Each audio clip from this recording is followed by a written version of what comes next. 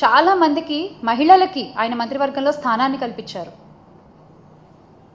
ఆర్థిక, సామాజిక, రాజకీయ వర్గాల్లో మహిళలు ముందుండగలరు, ముందుండాలి అన్నటువంటి సదుద్దేశం జగన్మోహన్ రెడ్డి గారిది. రాష్ట్రంలో 13 జెడ్పీ చైర్మన్ పదవుల్లో 7 మహిళలకే ఇచ్చారు. 26 జెడ్పీ వైస్ చైర్మన్ పదవుల్లో 15 మంది మహిళలకు అవకాశం కల్పించారు. 12 మేయర్ పోస్టులుంటే 24 డిప్యూటీ మేయర్ పదవులు, మొత్తం 36 పదవుల్లో 18 మంది మహిళలే ఉండేలా చూసుకున్నారు ఆయన. ఇది కదా దార్శనికత అంటే, ఇది కదా మహిళా సాధికారత అంటే. బిడ్డ పుట్టిన దగ్గర నుంచి ఇందాక నేను చెప్పినట్టు ఏ వయసులో ఏమేం కావాలో ఆయన మనసుకి తెలుసు, ఆయన నమ్మిన ప్రజలకు తెలుసు ఆయన ఏం చేశారు అన్నది. రుణమాఫీలు అని చెప్పిన చంద్రబాబు నాయుడు గారు ఆ రుణమాఫీల్ని ఎగ్గొట్టేస్తే అది కూడా గత ప్రభుత్వమే భరించింది, వైఎస్ఆర్ కాంగ్రెస్ పార్టీ ప్రభుత్వమే భరించింది. డీటెయిల్గా చెప్పాలంటే గనక 0 వడ్డీ పథకాన్ని రద్దు చేసినందుకు గాను అప్పులు తడిసి మోపెడయ్యాయి. అప్పట్లో అక్క చెల్లెమలే బ్యాంకుకు అపరాధపు వడ్డీ కలిపి మొత్తం లక్షల కోట్లు చెల్లించాల్సిన పరిస్థితి ఏర్పడింది. అలాంటి కష్ట సమయంలో పాదయాత్రలో వాళ్ళ కష్టాల్ని స్వయంగా విన్న జగన్మోహన్ రెడ్డి గారు అధికారంలోకి రాగానే ఆ మాట నిలబెట్టుకున్నారు. 2019లో అసెంబ్లీ ఎన్నికల నాటికి రాష్ట్ర బ్యాంకర్ల సంఘం SLBC వివరాల ప్రకారం మహిళల పేరిట పొదుపు సంఘాల్లో ఉండే 25,571 కోట్ల రుణాన్ని 4 దఫాలుగా వైఎస్ఆర్ కాంగ్రెస్ పార్టీ ప్రభుత్వమే తీర్చింది. 4 దఫాలుగా ఆ మహిళల చేతికి అందజేసింది.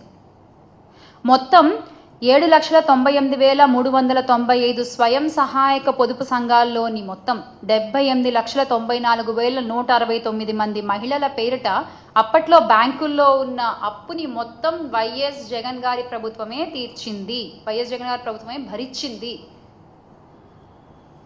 వైఎస్ఆర్ ఆసరా, వైఎస్ఆర్ 0 వడ్డీ ద్వారా లబ్ధిదారి పొందిన అక్క చెల్లెమ్మలు పొదుపు సంఘాలు తిరిగి మళ్ళీ క్రియాశీలకంగా మారాయి అంటే ఆ ఘనత ఖచ్చితంగా వైఎస్ జగన్ గారిదే, వైఎస్ఆర్ కాంగ్రెస్ పార్టీదే. కానీ ఈ రోజున మీరేం చేస్తున్నారండి? ఏం చేస్తున్నారు మీరు? ఆ భరోసా, ఆ ఆసరా ఎక్కడిస్తున్నారు ఒక మహిళకి?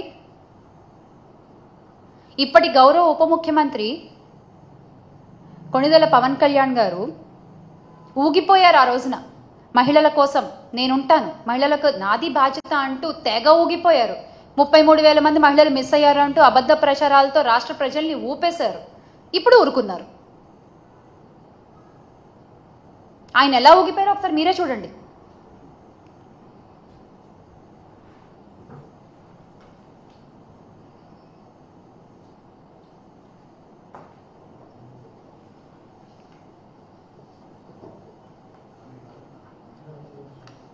అసలు ఆయన మాట్లాడిన భాషని మ్యూట్ చేసి చూపిస్తున్నాం మీకు. ఇంకా మేము ఎన్నెన్ని మాటలు మాట్లాడారు, ఎన్నెన్ని అబద్ధాలు ప్రచారాలు చేశారు, ఎంత ఊగిపోయారు, ఎంత ఊపారు. ఈ రోజున కామ్గా ఊరుకున్నారు. ఇంత జరుగుతుంటే మీరు ఊగాల్సింది అప్పుడు కాదండి, ఇప్పుడు.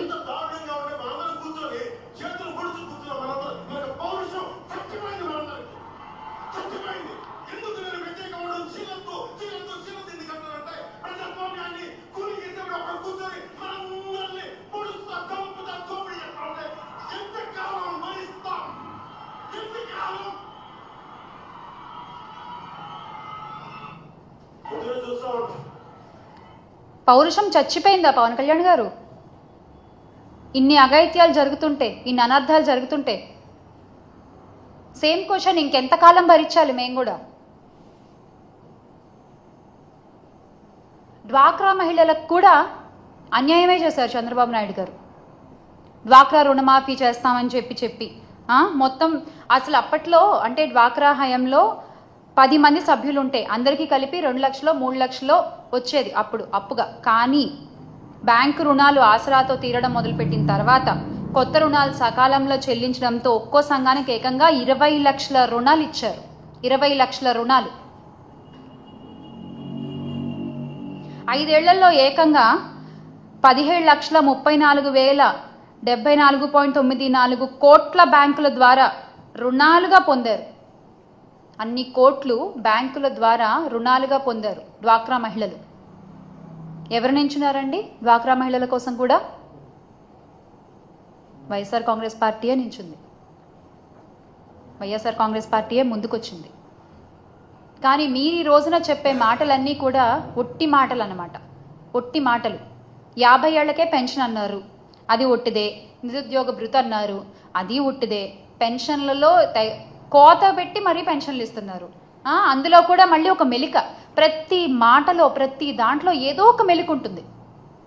ఏది తిన్నగా చెప్పరు, ఇది ఇస్తాం, ఇది చేసాం అని ఒకటి చెప్పండి మీరు మీ గుండెల మీద చేసుకుని. మీరు చెప్పరు, మీరు చెప్పలేరు కూడా.